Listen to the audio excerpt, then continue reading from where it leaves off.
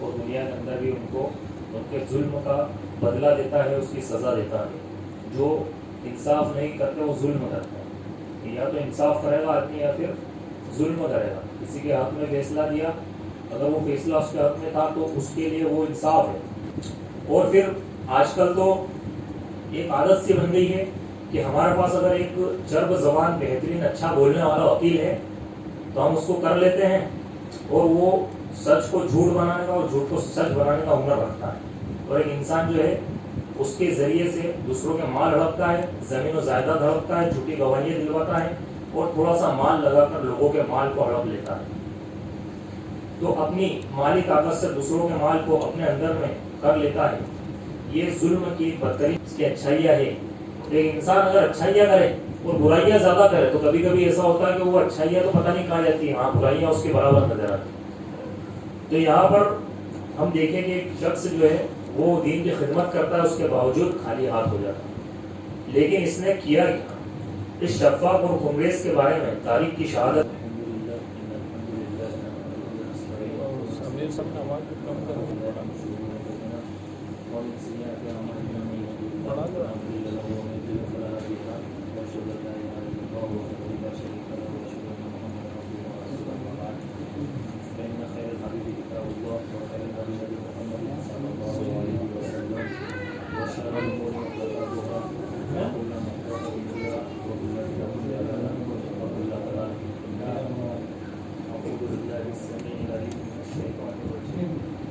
بسم الله الرحمن الرحيم يا أيها الذين آمنوا اتقوا الله حق تقاته ولا تموتن إلا وأنتم مسلمون يا أيها الناس اتقوا ربكم الذي خلقكم من نفس واحدة وخلق منها زوجها وبث منهما رجالا كثيرا ونساء واتقوا الله الذي تساءلون به والأرحام إن الله كان عليكم رقيبا يا أيها الذين آمنوا اتقوا الله وقولوا قولا سديدا يصلح لكم أعمالكم ويغفر لكم ذنوبكم ومن يطع الله ورسوله فقد فاز فوزا عظيما۔ تمام طرح کی تعریف و اللہ شریف کے لیے تمام جہاں کا خالق ہے، اور بے شمار درود و سلام نازل کرتا ہے آخر نبی محمد رسول اللہ صلی اللہ علیہ وسلم پر۔ یا ایھا الذین آمنوا صلوا علیہ وسلموا تسلیما اللهم صل علی محمد وعلی آل محمد کما صلیت علی ابراہیم وعلی آل ابراہیم انک حمید مجید۔ اللهم بارک علی محمد وعلی آل محمد کما بارکت علی ابراہیم وعلی آل ابراہیم انک حمید مجید۔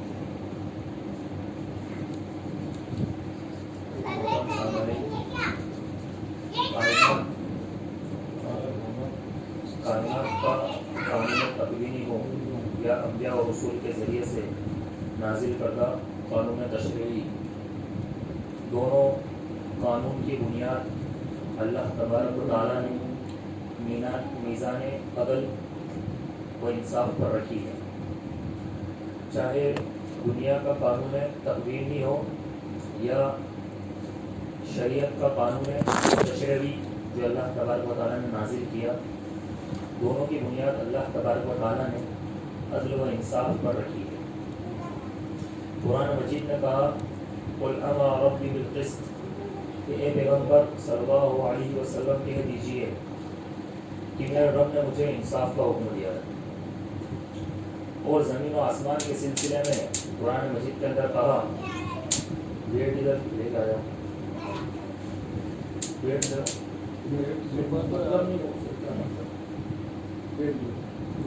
کہنا تو اچھا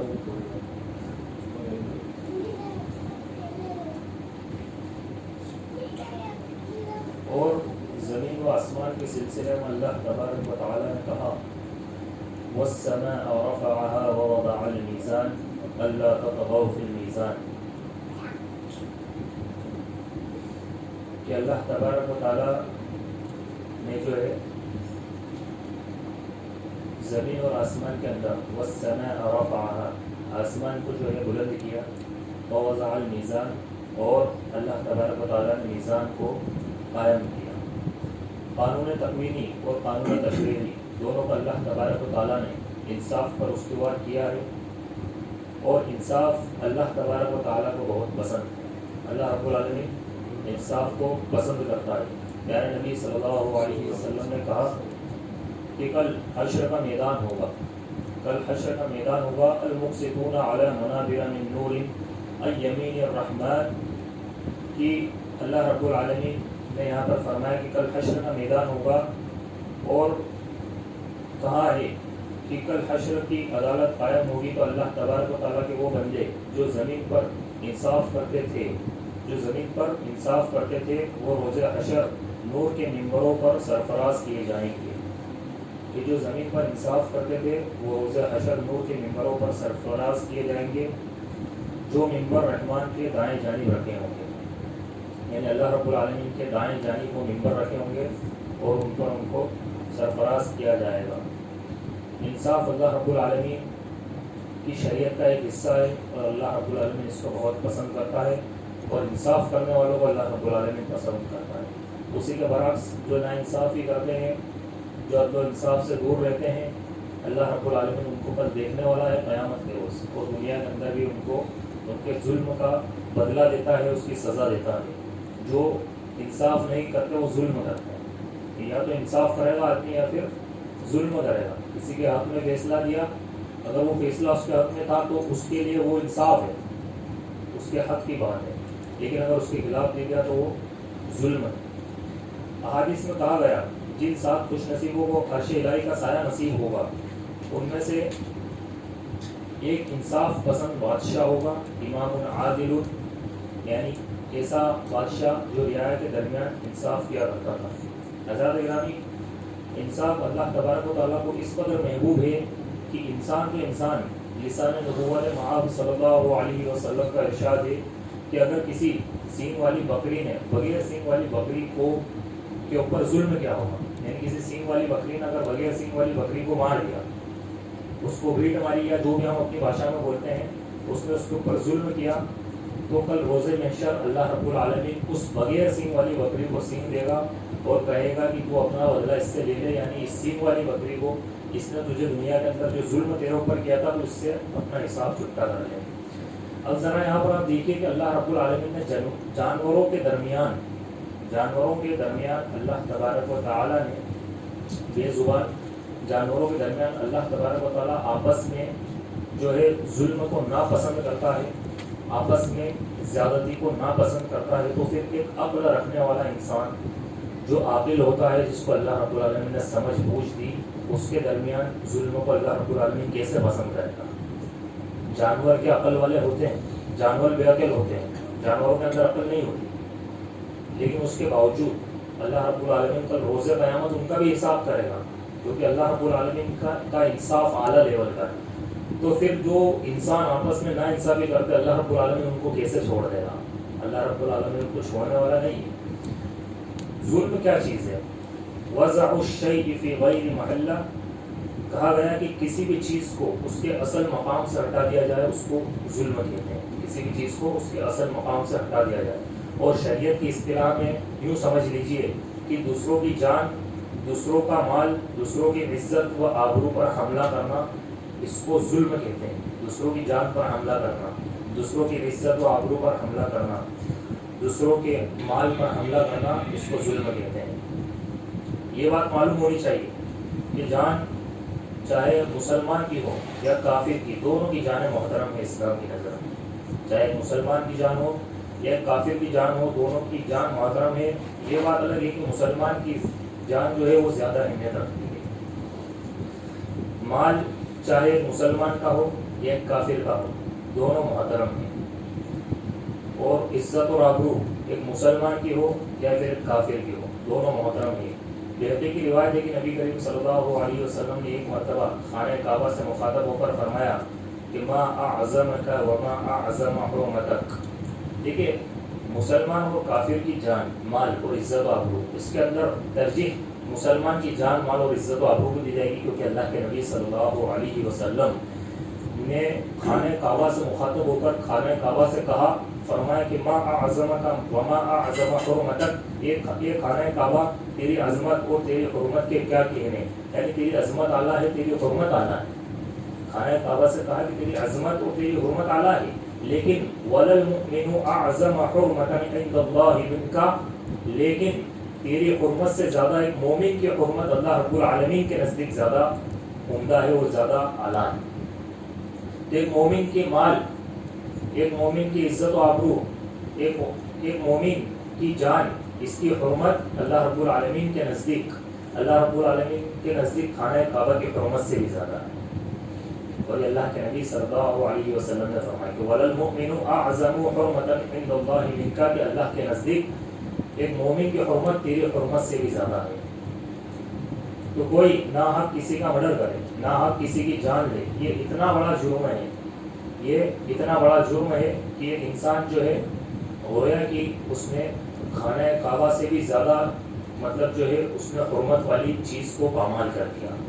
اگر کسی مومن کا کوئی قتل کر دے، بخاری کی روایت اللہ کے نبی صلی اللہ علیہ وسلم نے فرمایا لا تقتل نفس ظلما الا كان على ابن آدم الاول کفل من دنیا الى آخر الحدیث. اللہ کے نبی نے فرمایا کہ تم جو ہے آپس میں ایک دوسرے کو قتل نہ کرو، ولا تقتل نفس ظلما، یعنی کسی بھی نفس کو آپس میں ظلم کرتے ہوئے قتل نہ کرو، کیونکہ تمام جانوں کی وبال کا ایک حصہ، جتنے بھی مرڈر ہوتے ہیں ان تمام کے وبال کا ایک حصہ حضرت آدم علیہ السلام کے پہلے بیٹے قابل کے حصے میں ضرور آئے گا. جتنے بھی مرڈر قیامت تک ہوتے جائیں گے، کیونکہ لِأَنَّهُ أَوَّلُ مَنْ سَنَّ الْقَتْلَ، اس لیے کہ اس نے انسانیت کو سکھایا کہ قتل کیا چیز ہوتی ہے. انسانیت اس وقت جانتی نہیں تھی کہ قتل کیا چیز ہوتی ہے، لیکن قابل نے جب قتل کیا تب لوگوں کو پتہ چلا کہ قتل ایسے ہوتا ہے، اور اس نے اس کی شروعات کی. اس کے بعد سے جتنے قتل ہوئے قیامت تک ہوتے رہیں گے، ان تمام کا ایک حصہ قابل کے عمل کے اندر لکھ دیا جائے گا. تو ہم جانیں کہ کسی کی جان کی کیا قیمت ہوتی ہے، اسلام کی نظر میں اس کی کیا قیمت ہے. مال کی بات اگر ہم کریں تو انسان کا مال شریعت کی نظر میں محترم ہے. یا ایھا الذین آمنوا لا تأکلوا اموالکم بینکم بالباطل، کہ اے ایمان والو تم آپس میں ایک دوسرے کے مال ناحق طریقے سے، ناجائز طریقے سے، باطل طریقے سے نہ کھاؤ. یہاں پر اللہ رب العالمین نے چیتاونی دی ہے کہ تم زندگی کے اندر کسی کا بھی مال آپس میں ناحق طریقے سے، باطل طریقے سے نہ کھاؤ. تم کھا لو گے لیکن اللہ دیکھ رہا ہے، اللہ رب العالمین جاننے والا ہے. اس چیز کو دیکھ رہا ہو کہ تم نے کسی کا مال کھایا، 1 روپیہ بھی کھایا تو اللہ رب العالمین اس کو بھی دیکھ رہا ہے، اور ذرہ تو 1 روپے سے بھی چھوٹی چیز ہوتی ہے، اللہ رب العالمین اس کو بھی ظاہر کر دے گا. تو یہ ظلم کی بدترین شکل ہے کہ کوئی انسان کسی کا مال جو ہے ناجائز طریقے سے کھا لے. جس طریقے سے سب سے بڑا مسئلہ مال کھانے کا، ایک انسان ایسے نہیں کھاتا مال، لیکن سب سے بڑا مسئلہ جو آتا ہے میراث کے اندر آتا ہے. میراث کے اندر لوگ بہنوں کا حصہ کھا جاتے ہیں، بہنوں کا حصہ کھا جاتے ہیں اور الگ ایران کھاتے ہیں. وہ اس کو گناہ ہی نہیں سمجھتے، جبکہ انہوں نے کیا کرا، انہوں نے اللہ رب العالمین کی اس آیت کا انکار کیا کہ تم آپس میں ایک دوسرے کے مال کو ناجائز باطل طریقے سے نہ کھاؤ، اور انہوں نے بہن کے حصے کو جائز سمجھ کر کھا لیا، جبکہ وہ ان کے اوپر ناجائز ہے. ان کی بہنوں کا انہوں نے حصہ نہیں دیا تو انہوں نے کیا کیا، ان کے اوپر ظلم کیا، ان کے اوپر انہوں نے زیادتی کی.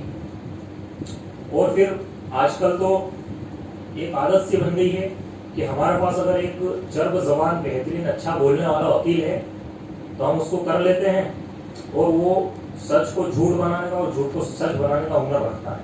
اور ایک انسان جو ہے اس کے ذریعے سے دوسروں کے مال ہڑپتا ہے، زمین و جائیداد ہڑپتا ہے، جھوٹی گواہیاں دلواتا ہے، اور تھوڑا سا مال لگا کر لوگوں کے مال کو ہڑپ لیتا ہے. تو اپنی مالی طاقت سے دوسروں کے مال کو اپنے اندر میں کر لیتا ہے. یہ ظلم کی بدترین شکل ہے. نبی کریم صلی اللہ علیہ وسلم نے فرمایا کہ لوگوں تم میں سے 2 شخص میرے پاس اپنا جھگڑا لے کر آتے ہیں جائیداد اور زمین کے تعلق سے. تم میں سے 2 لوگ میرے پاس اپنا جھگڑا لے کر آتے ہیں، اور جو حقدار ہوتا ہے وہ منہ مرا ہوا ہوتا ہے. منہ مرا ہوا ہونا یعنی اس کو اپنی دلیل پیش کرنے کی اس کے اندر صلاحیت نہیں ہوتی، وہ اپنی بات کا استدلال نہیں کر پاتا، وہ اپنی بات کو نہیں رکھ پاتا ہے. اور اس کے استدلال کی وجہ سے اس کے حق میں اگر جو چرب زبان ہو، اگر میں اس کے استدلال کی وجہ سے اس کے حق میں فیصلہ کر دوں تو اسے سمجھ لینا چاہیے کہ میں نے اس کو زمین نہیں دی بلکہ اس کو جہنم کا ایک ٹکڑا دیا. اگر کوئی شخص فیصلہ لے کر جائے اور وہ مایوس ہو کر لوٹ جائے کہ جس کا حق تھا، جس کے دل سے آ نکلی کہ جس کے اوپر ظلم ہوا ہے اور اب وہ مظلوم بن چکا ہے، اور جس نے کیا وہ جانتا ہے کہ میرا نہیں ہے لیکن وہ خوش ہو رہا ہے تو یاد رکھے کہ دنیا میں خوش ہے، لیکن کل روز قیامت اس کو سوائے جہنم کے اور کچھ ملنے والا نہیں ہے، کیونکہ وہ اپنے کھاتے میں رجسٹر کروا کے آ گیا ہے جہنم کو۔ آج ہر گلی ہر شہر میں ایک قصہ ارباب اثر و رسوخ کا دیکھنے کو ملتا ہے کہ جو سرمایہ دار ہے، جو مالدار ہے، جو اپنے آپ کو عزت دار سمجھتے ہیں، وہ جھوٹے مقدمے لڑ کر مجبور لوگوں کی زمین ہڑپ لیتے ہیں، مجبور لوگوں کے مالوں کو ہڑپ لیتے ہیں۔ اور اکبر الہ آبادی نے کہا کہ پیدا ہوئے وکیل تو شیطان ہی یہ کہا، پیدا ہوئے وکیل تو شیطان ہی یہ کہا، لو آج میں بھی صاحب اولاد ہو گیا۔ جھوٹ کو سچ بنانے کا جو ہنر ہے اور سچ کو جو جھوٹ بنانے کا ہنر ہے، وہ آج دنیا میں اگر آپ کو دیکھنا ہے تو جاؤ تھوڑا وقت کورٹ کے اندر گزار کے آؤ، اس وقت آپ کو معلوم چلے گا کہ یہاں پر کیا کس طریقے سے جھوٹ کو سچ بنانے کا کام روز اور زور و شور سے کیا جاتا ہے۔ حضرات، ایک مومن کا مال عزت و آبرو یا محترم، کسی مومن کی ذات کو اپنی مذاق کا موضوع بنانا، کسی مومن کی ذات کو اپنے مزے کے لیے یا پھر کسی محفل کے اندر تھوڑی سی محفل کے اندر انٹرٹینمنٹ کے لیے اس کو تحقیر کا موضوع بنانا، کسی مومن کی ذات پر نال و تبصرے کرنا، یہ کھلواڑ اور ظلم کی ایک بدترین شکل ہے کہ ہم بڑی آسانی سے کسی کا مذاق بناتے ہیں، لیکن یہ ظلم کی ایک بدترین شکل ہے۔ محدثین کرام رحمۃ اللہ علیہ مجمعین نے حفاظت حدیث کی خاطر جرح و تعدیل کا ایک باب باندھا ہے، جرح و تعدیل کا ایک باب باندھا، اور یہ جرح و تعدیل کا باب ضروری تھا، یہ واجب تھا، یہ فرض تھا، کیونکہ پوری روایت اس کے اندر بیان کی جاتی کہ کون سچا ہے، کون جھوٹا ہے، کون کذاب ہے، کون بدعتی ہے، کون خرافی ہے، یہ سب کچھ جو ہے محدثین کرام نے اس کے اندر بتایا۔ لیکن محدثین کرام کا احتیاط دیکھیے کہ امیر المومنین فی الحدیث حضرت امام بخاری رحمۃ اللہ علیہ کے تعلق سے ائمہ جرح و تعدیل لکھتے ہیں، جو جرح و تعدیل کے ائمہ ہیں وہ لکھتے ہیں کہ امام بخاری کسی راوی پر جرح کرتے تو اتنے محتاط الفاظ استعمال کرتے، اتنے محتاط، اتنی احتیاط اس کی ذات کے تعلق سے اتنی احتیاط رکھتے اور اتنے محتاط جو ہے لفظ استعمال کرتے کہ اگر کسی راوی کے تعلق سے صرف اتنا کہہ دیتے کہ فیہ نظر، کہ یہ شخص محل نظر ہے، یہ راوی محل نظر ہے، کہ اس پر نظر رکھنا ہے جب بھی حدیث لی جائے، اس کی باتوں پر نظر رکھنا ہے، اس کی روایت پر نظر رکھنا ہے، صرف اتنا کہہ دیتے کہ فلاں راوی محل نظر ہے، صرف کیا فیہ نظر، تو یہ امام بخاری کی طرف سے شدید جرح ہے، جس کی وجہ سے راوی پوری طریقے سے ناقابل اعتبار ہو جاتا، اس کے بعد اس سے حدیث نہیں لی جاتی۔ تو یہاں پر آپ دیکھیے کہ شخصیت دیکھیے امام بخاری رحمۃ اللہ علیہ، ایک دو لفظ کے اندر کچھ زیادہ کچھ نہیں کیا، کوئی زیادتی نہیں کی، یہاں تک کہ وہ جو تھا اس کو وہ بھی نہیں بتایا کہ اس طریقے کا شخص، صرف فی نظر کر دیا۔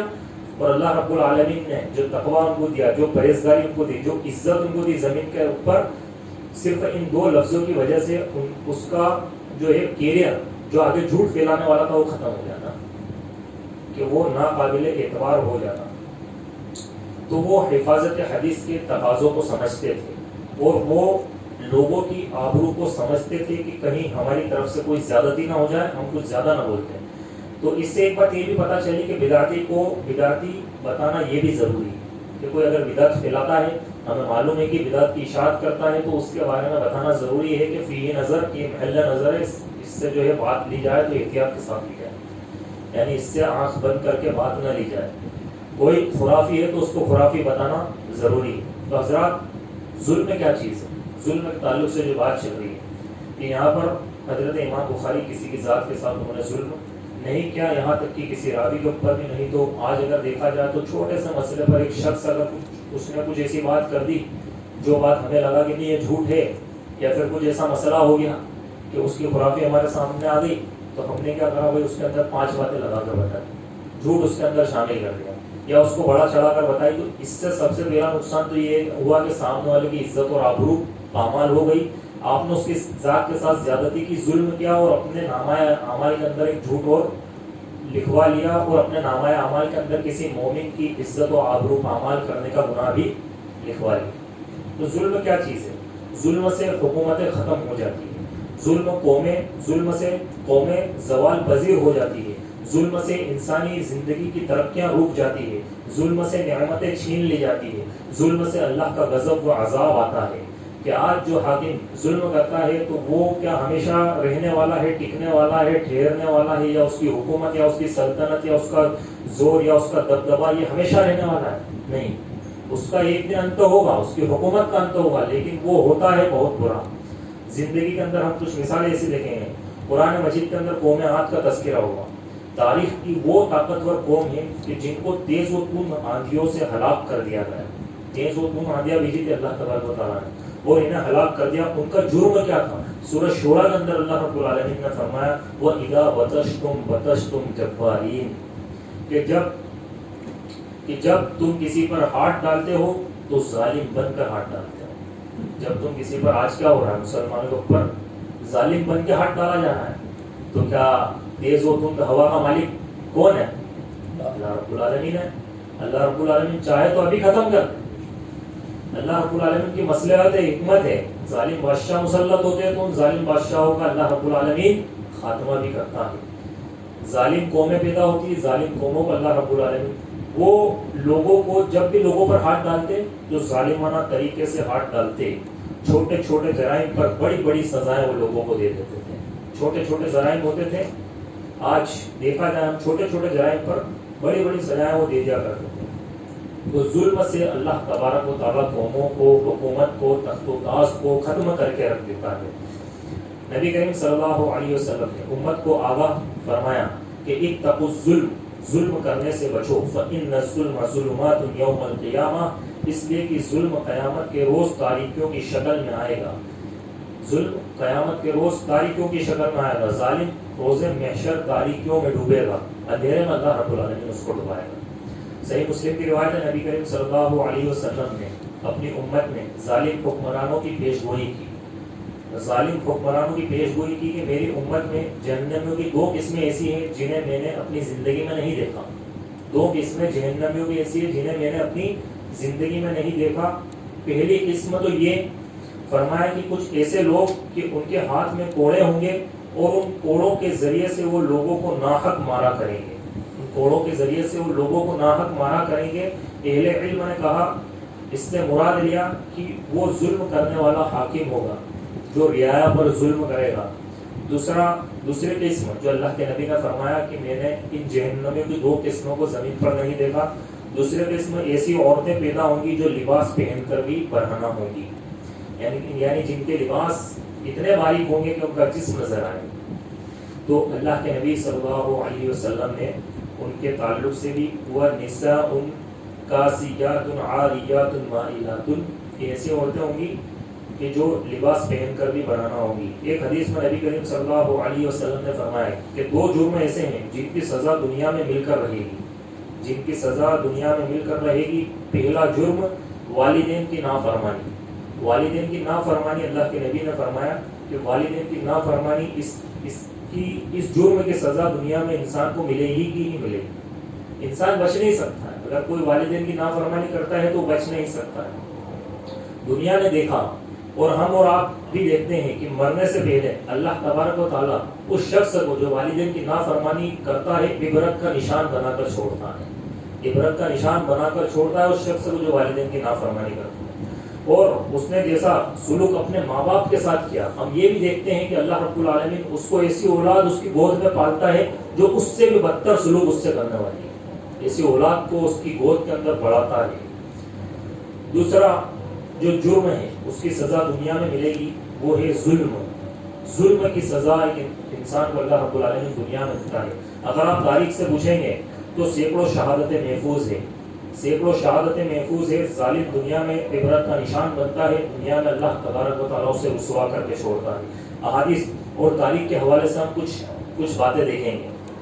آپ صلی اللہ علیہ وسلم نے ایک بہت بڑے خنریز کا نام لیا ہے، ایک بہت بڑے خنریز کا نام جو ہے لیا ہے پیش گوئی کے اندر، اور ہم نے بھی اس خنریز کا، اس شفاق کا نام سنا ہے، حجاج بن یوسف۔ حجاج بن یوسف یہ اتنا بڑا شفاق اور اتنا بڑا خنریز تھا کہ آپ صلی اللہ علیہ وسلم نے پیش گوئی کی تھی کہ یکون فی ثقیف و کذاب و مبیر، کہ قبیلہ ثقیف میں ایک جھوٹا اور کذاب پیدا ہونے والا ہے اور ایک خنریز پیدا ہونے والا ہے۔ تو جھوٹا اور کذاب کون تھا؟ کذاب سے مراد مختار بن ابی عبید الثقفی تھا، جس نے نبوت کا دعویٰ کیا تھا، جس نے نبی ہونے کا دعویٰ کیا تھا، تو کذاب وہ تھا۔ اور مبیر سے مراد تمام شعراء حدیث کا اتفاق ہے کہ حجاج بن یوسف تھا، حجاج بن یوسف تھا۔ مبیر سے مراد کہ جو خنریز تھا۔ حجاج بن یوسف کی کچھ خدمتیں بھی ہیں جس سے آج ہم فائدہ اٹھاتے ہیں، جس سے قرآن جو ہم پڑھتے ہیں نا، قرآن کے اوپر آراب لگے ہوئے، وہ اس نے خدمت کی، قرآن کے اندر آراب لگا، یہ خدمت حجاج بن یوسف کی۔ اور اسی طریقے سے اس نے بہت ساری خدمت اسلام کی۔ لیکن امام ذہبی یہ کہتے ہیں، ایک بہت بڑے وقت کے امام ہیں، یہ کہتے ہیں اور یہ کہنے پر مجبور ہوئے کہ اس کی اچھائیاں ضرور ہے، لیکن یہ اچھائیاں اس کے برائیوں کے سمندر کے اندر کہیں نظر نہیں آتی۔ اس کا برائیوں کا سمندر اتنا بڑا ہے کہ اس کے اندر ڈوب کے رہ جاتی۔ اس کی اچھائیاں ہے، لیکن انسان اگر اچھائیاں کرے اور برائیاں زیادہ کرے تو کبھی کبھی ایسا ہوتا ہے کہ وہ اچھائیاں تو پتہ نہیں کہاں جاتی ہیں، ہاں برائیاں اس کے برابر نظر آتی۔ تو یہاں پر ہم دیکھیں کہ ایک شخص جو ہے وہ دین کی خدمت کرتا ہے، اس کے باوجود خالی ہاتھ ہو جاتا ہے۔ لیکن اس نے کیا کیا؟ اس شفاق اور خنریز کے بارے میں تاریخ کی شہادت ہے کہ اس نے ہزاروں علماء کو قتل کر دیا۔ اس کا گناہ کوئی چھوٹا موٹا نہیں تھا، اس نے ہزاروں علماء کرام کو قتل کر دیا۔ اور سعید بن زبیر یہ آخری عالم تھے اس کے ہاتھوں شہید ہونے والے، یہ آخری تھے۔ اور انہوں نے یہ آخری اس لیے ہوئے کیونکہ انہوں نے ایک دعا کی۔ سعید بن زبیر نے آخری وقت میں یہ دعا کی کہ پروردگارہ میرے بعد اس ظالم کو کسی پر مسلط مت کرنا، اس ظالم کو کسی اور کے اوپر حاکم مت بنانا، کسی پر مسلط نہ کر، اور اسے عبرتناک موت عطا کر۔ چنانچہ اس کے ہاتھ میں ایک زخم نکلا، اس کے ہاتھ میں جو زخم نکلا دیکھتے ہی دیکھتے وہ زخم پورے بدن کے اندر پھیل گیا، اور پورے بدن کے اندر جب پھیلا تو وہ تڑپ تڑپ کر عبرتناک موت مر گیا۔ اس کے ذمے ہزاروں علماء کا قتل تھا۔ تو یہ بددعا جو مظلوم کے دل سے نکلی وہ اللہ رب العالمین کے عرش پر جا کر ٹکرائی۔ اللہ رب العالمین نے اسے اسی طریقے سے موت دی جس طریقے سے انہوں نے دعا کی تھی کہ اس کو کسی پر مسلط نہ کرنا اور اس کو جو ہے عبرتناک موت نہ کرنا۔ اسی طرح فتنہ خلق قرآن، یہ ہم سب جانتے ہیں کہ فتنہ خلق قرآن یعنی قرآن اللہ کی مخلوق ہے، یہ والا فتنہ اٹھا تھا اس کے دور میں، مامون رشید کے دور میں۔ مامون رشید کے دور میں جب یہ فتنہ اٹھا تو اس وقت اس فتنے نے اتنی طول پکڑی کہ کچھ اہل علم کہتے ہیں کہ اگر یہ فتنہ پھیل جاتا تو قرآن کے اندر تحریف ہوتی اور لوگ جو ہے قرآن کو بھول جاتے ہیں۔ لیکن اللہ رب العالمین نے چونکہ انا نحن نزلنا الذکر وانا لہ لحافظون، اللہ رب العالمین نے کہا کہ ہم نے اس قرآن کو ذکر کیا ہے، نازل کیا ہے، اور ہم ہی اس کی حفاظت کرنے والے ہیں، اس کی حفاظت کا ذمہ اللہ رب العالمین کا ہے۔ تو اس وقت جب یہ فتنہ اٹھا تو مامون رشید کے دور کے اندر کئی علماء کرام کو قتل کر دیا گیا، اور بہت سارے علماء کرام قتل کے ڈر سے اور کوڑوں کے ڈر سے وہ کفر کے اندر چلے گئے۔ انہوں نے اس بات کو تسلیم کر لیا اور یہ فتویٰ دے دیا کہ قرآن مخلوق ہے۔ اب ذرا سوچیے آپ، ایک بہت بڑا فتنہ چل رہا ہے، اس کے اندر علماء کرام قتل ہو رہے ہیں، اور بہت سارے علماء کرام ڈر کے ماری، جان کے خطرے کی وجہ سے انہوں نے اس کو تسلیم کر لیا کہ قرآن مخلوق ہے، انہوں نے اپنی زبان سے کہہ دیا اور وہ چھوڑ کر چلے گئے۔ وہاں پر ایک جو ہے بانی، ایک جو ہے عالم، ایک محدث، ایک مفقی، ایک فقیہ جو امام اہل سنت والجماعت ہے، احمد بن حنبل رحمۃ اللہ علیہ، ایک محدث، فقیہ، عقیدہ اہل حدیث اور منہج سلف کے بانی مؤسس، وہ اس میدان کے اندر ڈٹے رہے، جمے رہے، اور انہوں نے اس بات کو تسلیم نہیں کیا کہ قرآن مخلوق نہیں بلکہ قرآن اللہ کا کلام ہے۔ یہ شخص وہاں پر جمے رہے، ڈٹے رہے۔ اب ان کو پکڑ کر لایا گیا، جب یہ ان کو پکڑ کر جب سامنے پیش کیا گیا تو اس وقت معتزلی کی احمد بن ابی دعات نام کا شخص جو ہے وہ ان کے سامنے مناظرے کے لیے کھڑا تھا۔ ان کے مناظرے چلے 3-4 دن تک، لیکن یہ اس سے ہٹے نہیں۔ سامنے والے شخص نے کہا، جو بادشاہ تھا اس نے کہا کہ اگر تم نہیں مانو گے تو ہم تمہاری پیٹھ پر کوڑے برسائیں گے، تو انہوں نے جو ہے جب یہ تمام معاملات ہوئے تو ان کے دل میں ایک بات آئی کہ یار 60 سال کی عمر ہے اور 60 سال کی عمر میں کہاں کوڑے کھاؤں گا، کہ 60 سال کی عمر میں کوڑے۔ جب انہوں نے یہ سوچی بات ذرا سی، اتنے میں ابو الحسن